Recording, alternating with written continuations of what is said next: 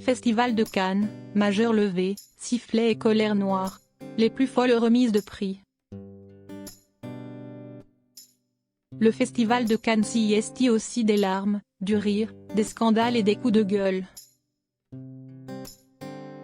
La remise de la Palme d'Or reste l'un des prix les plus convoités du monde du cinéma. Et peut provoquer les réactions les plus loufoques du côté du palais des festivals. Retour sur les remises de prix les plus folles. Mais que serait un festival de Cannes sans sa dose de larmes, de rire, de scandales et de coups de gueule? Même la remise de la Palme d'Or, qui est l'un des prix les plus convoités du monde du cinéma, peut provoquer les réactions les plus loufoques du côté du palais des festivals. Gestes mémorables, déplacés, révélations chocs et petites boulettes se sont enchaînées, au fil des ans, aux abords de la Croisette. Retour sur les récompenses qui ont fait le plus de bruit. Il est monté sur scène sous un tonnerre d'applaudissements, en embrassant tout le monde et en répétant Gracie des milliers de fois. Il a même baisé les pieds Martin Scorsese, président du jury pour le remercier. En 1998, Roberto Benigni, fou de joie, a hurlé « J'ai gagné la Palme d'Or ». Avec en main le Grand Prix du Festival de Cannes, pour son film La vie est belle. CIST Théo Angelopoulos qui avait été désigné grand vainqueur pour l'éternité et un jour. Mais sa victoire a quelque peu été éclipsée par les grands gestes de son confrère italien. Majeur levé, colère noire et sifflet. Un majeur levé devant toute l'audience? Quentin Tarantino l'a fait.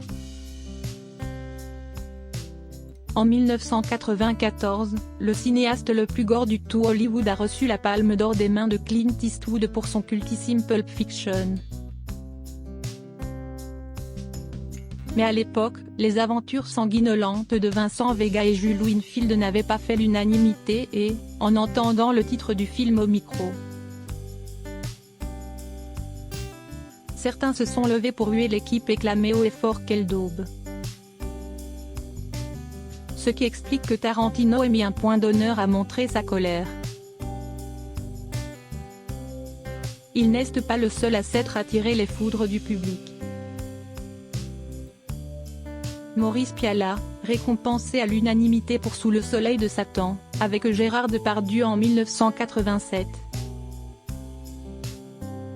a lui aussi eu droit à son lot d'insultes quand il a rejoint Yves Montand sur la scène du Palais des Festivals.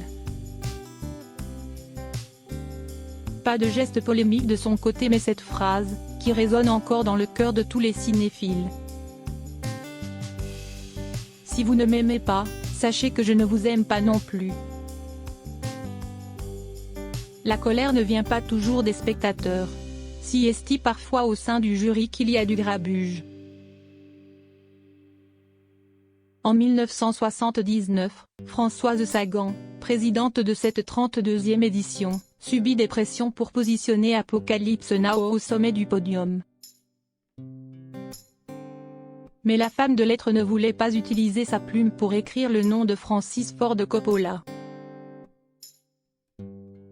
La Palme d'Or a donc été divisée en deux, cette année, pour également récompenser le tambour de Volker Schlondorf.